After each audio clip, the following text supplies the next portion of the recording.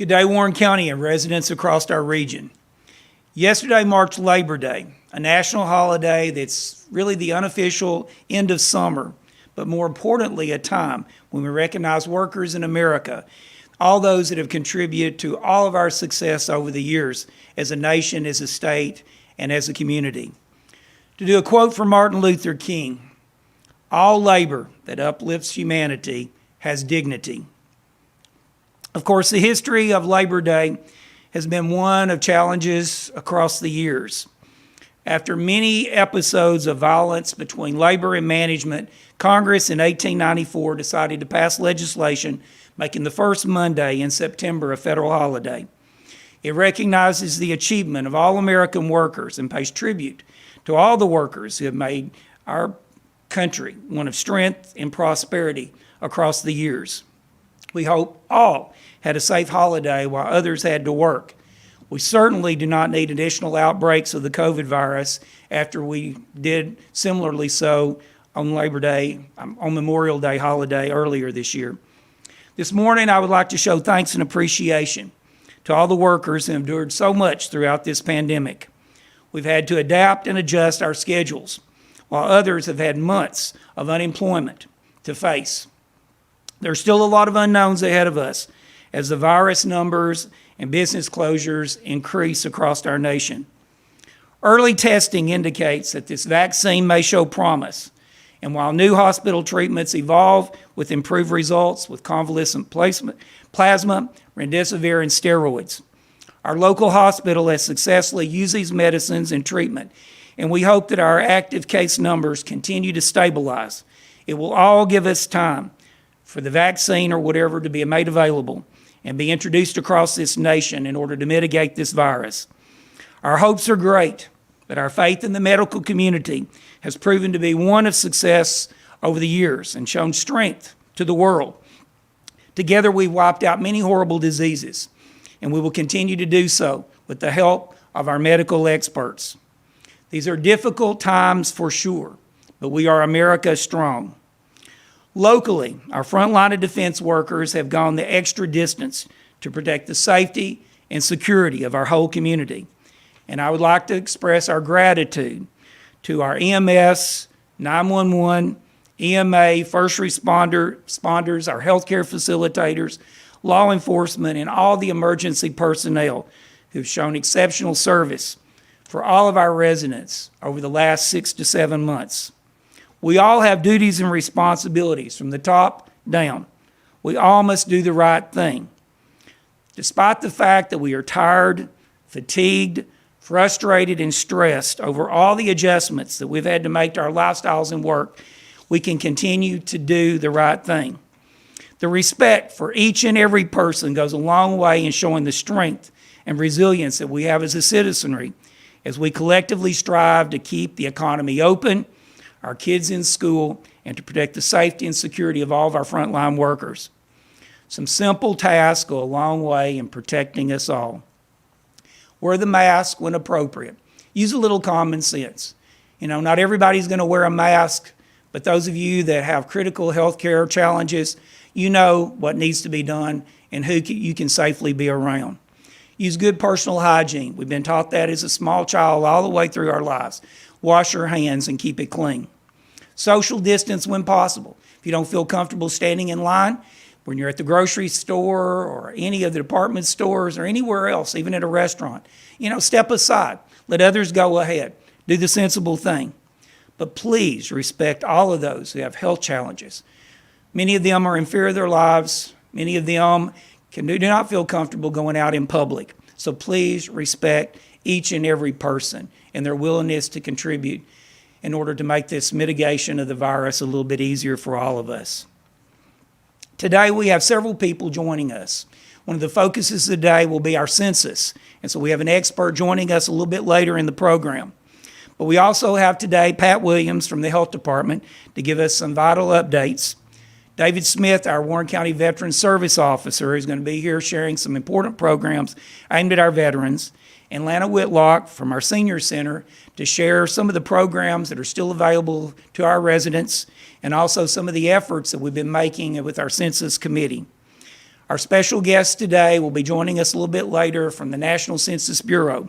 So today I welcome Pat Williams to the podium to talk a little bit about our health department and our testing.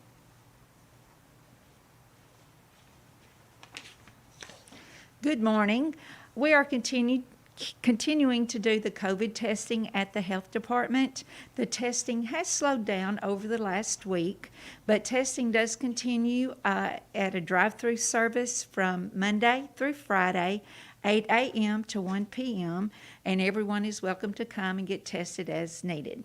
We are glad to have the Tennessee State Guard assisting us with testing at this time. We are always glad to have their great help. We are getting ready for flu season at the health department and also in the county. Our flu vaccine has not arrived yet, but as soon as it arrives, we will be making it available to the public. We do encourage everyone to get their flu shot this year. That will be very important. Thank you.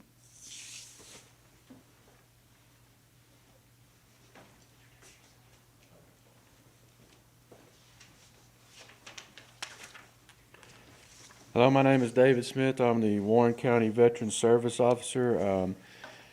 Mr. Haley invited me here today to speak a couple things about the veteran services during the COVID-19 epidemic. One of the things I wanted to touch base was because of the COVID virus, the VA, of course, shut down a lot of the nursing homes and a lot of the medical facilities. But one of the things they did also was they canceled over 11 million appointments for medical care during that time because of the virus. So just wanted to touch base with you and let you know that if you were scheduled with a VA appointment and that was canceled, whether you canceled it or the VA canceled it, they are reaching out. VA normally tracks appointments that they cancel. They don't track appointments that the veteran cancels. So to resolve the issue with the large numbers, the VA is also going to reach out to veterans who canceled the appointment on their own. So I want to make sure and let you know about that. The other thing that I want to mention has to do with the C&P exams, which is what a lot of you guys come and see me about, compensation and pension exams. You know, those appointments were canceled as well, whether it was third-party provider or the VA doing it. So they are behind on those. They did start opening up locations regionally to resume the C&P exams. They, of course, are way behind. Like I mentioned the numbers before, they were in the millions of appointments. They did open 20 locations in 19 states. The closest one to us from the last news I had was Johnson City. So veterans that live in the areas that were reopened can go to in-person physicals when they're scheduled by the contractor or the VA. Or if you're not comfortable, you can tell them you'd rather do the telehealth examination and not have to go in. They'll leave that to you. Unless it requires something like if you need to have your blood drawn or something, you will have to go in. But veterans who reside outside of those areas, you'll continue to have your examinations conducted via the virtual means. If they need any evidence, they'll look at your existing clinical records. Veterans who live in the area, like I said, if you are not comfortable, you can opt out and schedule your exam later without any impact on your disability claim. And I want to make that very clear. If you have to have an exam for your claim, nothing's going to happen to your claim. They're not going to throw your claim out. They're not going to decide your claim until you're able to have that exam. And I just want to make that very clear because I know people are calling the office. Some people haven't had an appointment yet for their claim, and it's been ongoing for quite some time. So I just want to make that clear. One of the best ways that you can protect yourself is to file an intent to file. And what that does is that saves your place. So if you come in and you have something, an in-service incident or illness, and you want to file a claim, even pension, you come in and put in an intent to file, and what that does is that locks your place into September. So if you come in this month, you file an intent, it takes the VA, another few months before they get back to appointments. you're still locked in for September if they decide positively in your claim, okay? So I want to make sure and throw that out there. And the office hours, I know there's been some questions. We used to be Mondays and Wednesdays. Now we are Tuesdays and Thursdays, 8 to 4. I would like for you to make an appointment. I'm not going to turn you away if you don't, but it would be better, and I can discuss what you need to bring with you during that appointment.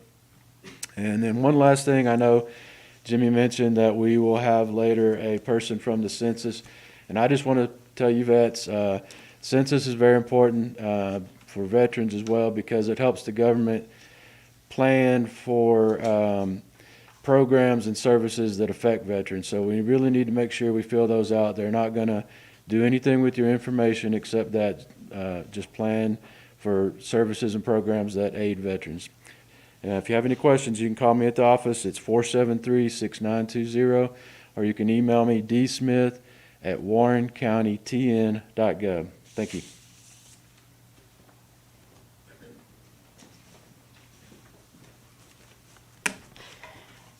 Good morning, and thank you, Executive Haley, for allowing me to give an update.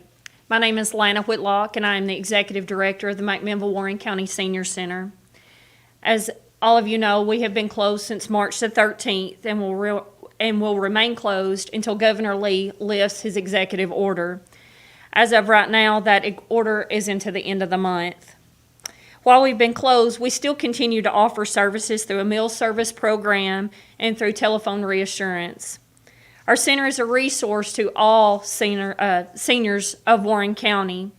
If you know of a senior in our community that is needing any kind of service, please give us a call. If we're not there, leave us a message. We will get back with you. The number at the center is 473-6559. Another important topic that we've already previously mentioned is our census. As a member of the Census Committee for our county, I can't stress to you enough how important it is to fill out this very short survey. We have to make sure every person in our county is counted. We only have until the end of September to do this. This literally takes minutes to fill out. No major, it's got your name, your date of birth, male or female, just basic information about your household. So I'm challenging you to ask your friends, your neighbors, other family members, that if they've done their census, because we have opportunities that you can come and see us if you don't have internet access at home or the ability to fill it out on a smartphone or a computer or anything like that, you can come and see us at some outdoor events. The courthouse, we will be there the 16th and the 23rd, Harbor Freight the 21st, and we'll be set up at different locations during these times. Typically our time that we're set up is 10 a.m. to 2 p.m. If you can't get out to one of these events, you can always give us a call. Give me a call at the Senior Center. We'll make sure that your census gets filled out. If you would like to visit the website yourself, it's my2020census.gov. And like I said, minutes to fill out. Remember, we are Warren County strong. Thank you.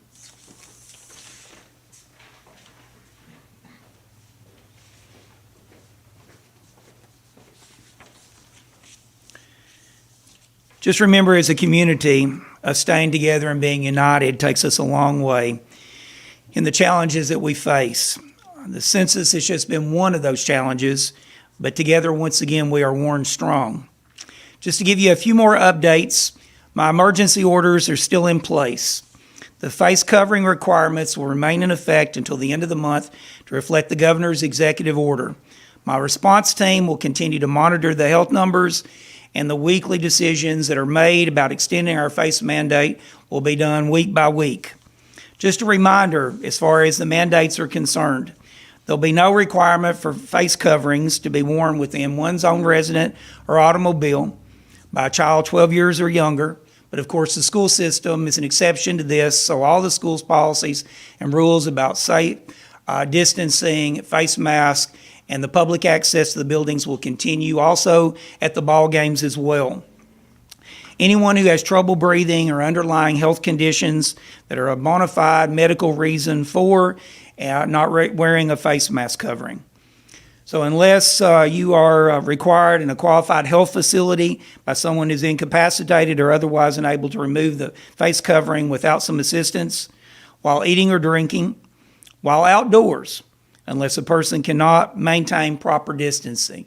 And so when outdoors, we mean it could be an outdoor wedding, which has been several of those lately, an outdoor funeral service as well. If you can social distance, then use a little common sense in wearing the masks. Also, while working under conditions where socially distancing can be maintained, in situations where wearing a mask poses a safety or security risk, while in a house of worship, unless required by your church leadership or encouraged for the safety of those in worship, while voting for the purpose of exercising your right to vote, but wearing a mask on those polling places is strongly encouraged. In a couple of weeks, we'll be welcoming Secretary of State Trey Hargett to talk about the upcoming November election and the importance to our nation to get out and vote despite the challenges, but also to use a little common sense once again in those polling places and what the state of Tennessee is doing to protect not only the poll workers, but those also that are wishing to vote. So as we look forward and not backwards on this approach to solving and mitigating this virus, we've already seen a lot of improvements in our numbers. But across the state, there's still a lot of concerns. We're doing our best locally to contain the virus and return to normal just as soon as possible. Thanks to all of those who have cooperated in the national, state, and local measures to mitigate this virus. Simple things can take us a long way in stabilizing the situation. It has been a team effort, and it's a team that wins a battle that we can celebrate each and every day as a victory over our foes. The city of McMinnville continues to keep its operations in place. There is some public closures in some of the offices, so please call City Hall at 473-1200 for any information about McMinnville government operations or office hours that may have access to the public. The city, just like the county, is still providing all essential services and will continue to do so as they monitor the crisis and adjust in order to protect employees. County services will continue to operate as well. The courthouse access and hours have been adjusted with dockets available online and posted out front in the display case. Please call the appropriate court office if you have questions about payments. The county admin building is still closed to the public on Monday, Wednesdays, and Fridays, but open for walk-ins and appointments on Tuesdays and Thursdays from 8 a.m. to 4:30 p.m. County policy requires that everyone sign in and sign out. Temperatures will be checked. Face coverings are required. And public numbers are limited in each and every office in order to not only to protect our employees, which are essential frontline workers, but also to the customers and the residents who use our services. We do have officers on duty at both the courthouse and the admin building to protect the security of all of our employees and our residents. Our clerk's office, Ms. Lisa Scott, her drive-through is open Monday through Friday during regular business hours. And so the drive-through usually moves fairly smoothly, but please be patient. If the line is a little bit longer toward the end of the month or the end of the day or even midday during lunch when people take their breaks, sometimes the line is about 5 or 6 cars in length. So please be patient. As you go through the drive-through at McDonald's or Taco Bell or Hardee's or anywhere else, sometimes the lines are long as well. So please be patient and please be tolerant of the workers that are there trying to facilitate getting you your food. So there are drop boxes at both the courthouse and the admin building for our payments. And so to accommodate each and every resident and each and every service, we have recorded every deed. Every license has been renewed that's been requested. You can oftentimes mail in or actually do online payments if you just call that particular office. Every office is there to serve. So all you have to do is call that elected official or director, and they will do their best to provide you with the information or the documents or anything else that might be needed to record your deed or to title a vehicle or to renew a business license. And so we have tried diligently over the course of the last few months to make each and every resident feel like they have been accommodated when it comes to the services that we provide. The city of McMinnville has done the same. And so as we move forward in our quest to provide all of these, our school system, of course, is still operating on their hybrid plan. The school board will be meeting soon to decide after this first 9 weeks whether it'll be a full in-person back to school as normal or they will continue the hybrid plan. And so please be tolerant of all of our teachers. You know, they're our front line of defense as well against this. They work under some hard conditions, and each one has been practicing as much as they possibly can the use of masks and social distancing within that classroom. They are our true heroes. Visited West Elementary last Friday to do a walkthrough on the new improvements on that building and talked to Principal Lewis about it. But in visiting with each and one of those teachers, they feel the stress and the frustration as well. So parents, please be patient. You know, our students are adapting. Our teachers are having to adapt. We are doing this together. And so for the benefit of our children and keeping them in school, once again, the social distancing, the mask, everything that we're doing as a community will help our cause and will help get our children back into the classroom as soon as possible on a regular schedule. Our ball games have gone well. We've accommodated with social distancing and wearing a mask, and our Pioneers are now 3-0. And so a great season to open up and give us some more hope across the rest of this season as we try to keep our football players safe, our coaches safe, and those that participate in the spectator sport of football to keep them safe as well. Once again, our health department will have those guardsmen testing Monday through Friday, 9 a.m. to 1 p.m. Some of the testing is dropped off, but once again, the testing will continue as much as possible over the next course of the couple of weeks.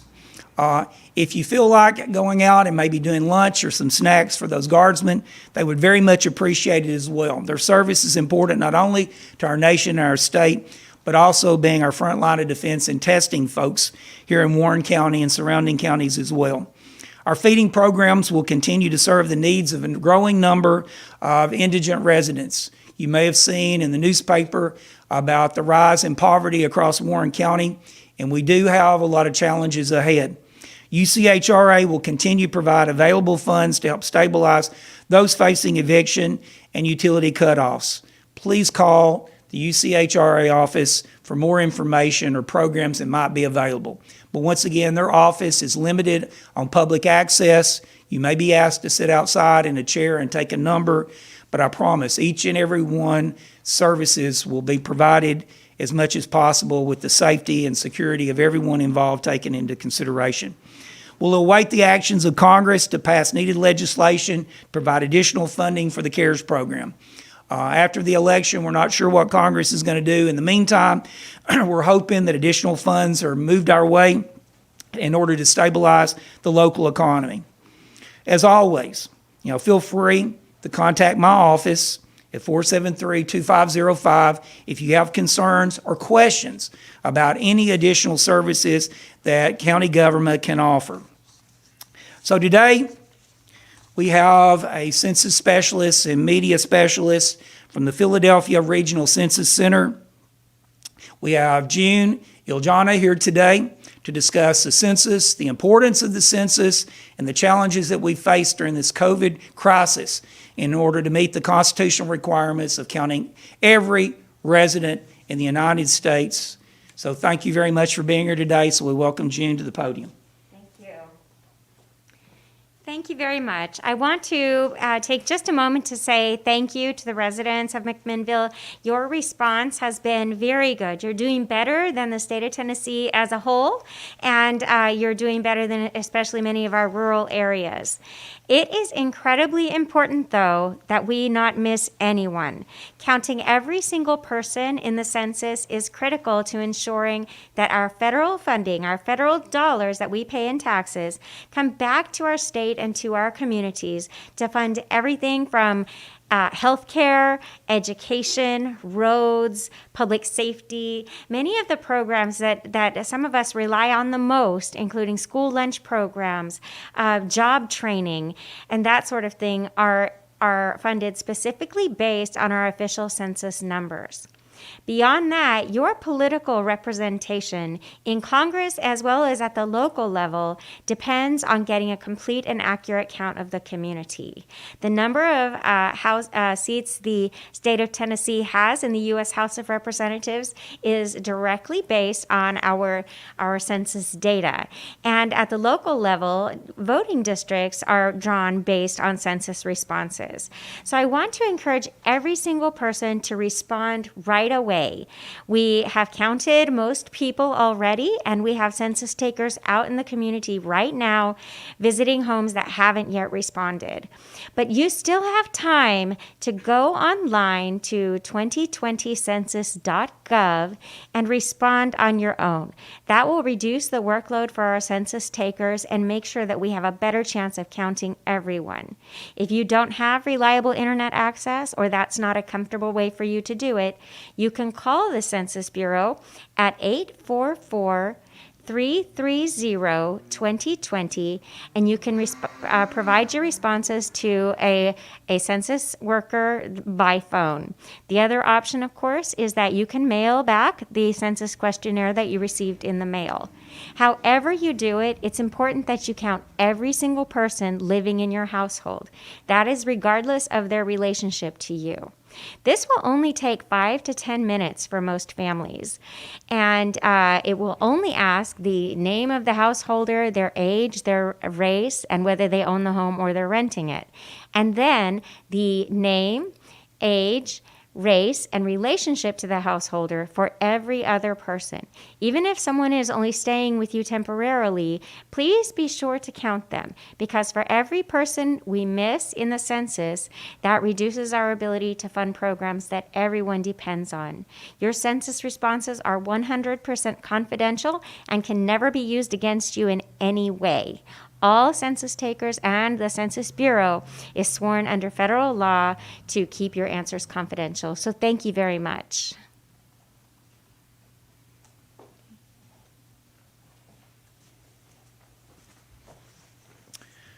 Thank you, Ms. Siljana, for an update on our census. It is critical to our community.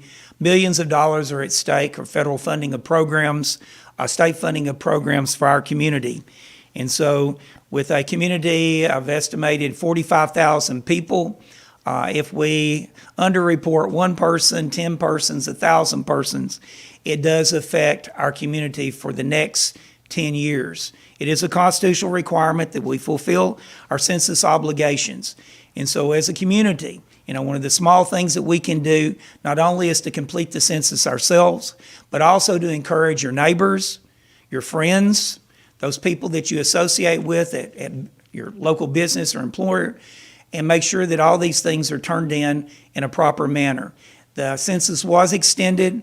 We're not really sure how much longer it's going to be extended, but every opportunity has been taken locally in order to ensure that you have the opportunity to fill out this census. So the programs and the walk-ups and the drive-thrus that we've done across the community, we did receive a grant.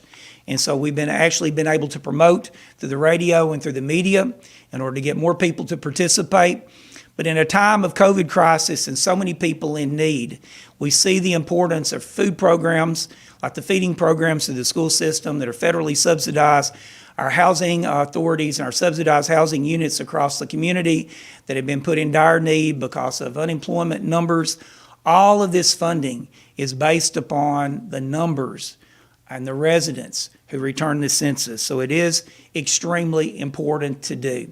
So one of the smallest acts of kindness that you can do is help someone fill out the census. If you know somebody that's elderly, if you know someone that's homeless, we've reached out to as many of our incarcerated men and women in our local jail and our home health care facilities, our housing authorities as possible. But every single person does need to be counted. The schools have played a phenomenal job enrolling this, sending out robocalls and trying to get the information out to the students and to their families. So we are targeting those at-risk communities. And so with our drive-thrus and our walk-ups, Spangler Towers today and Harbor Freight on the 21st, and the courthouse later this month before the cutoff deadlines, we do have gifts that we have been doing with drawings to encourage people to come and participate in the census that was paid for through the grant monies. So please, as a community, do the right thing as well. So we want to thank each of our guests today, and thanks again, once again, to our media folks here in Warren County, and particularly BLTV, for giving us the opportunity to do this. In the next couple of weeks, the governor will be joining us again, Secretary of State Trey Hargett, to talk about the election. And Economic and Community Development Commissioner Rolfe will also be joining us to talk about the future of the Tennessee economy and how it filters down to Warren County and the residents and the employees here. So I want to leave you with a quote from JFK. To express our gratitude, we must never forget the highest form of appreciation is not just to utter words, but to live by them. Thanks allow me to serve each and every one of our 45,000 residents. Together, we are Warren strong. Thank you.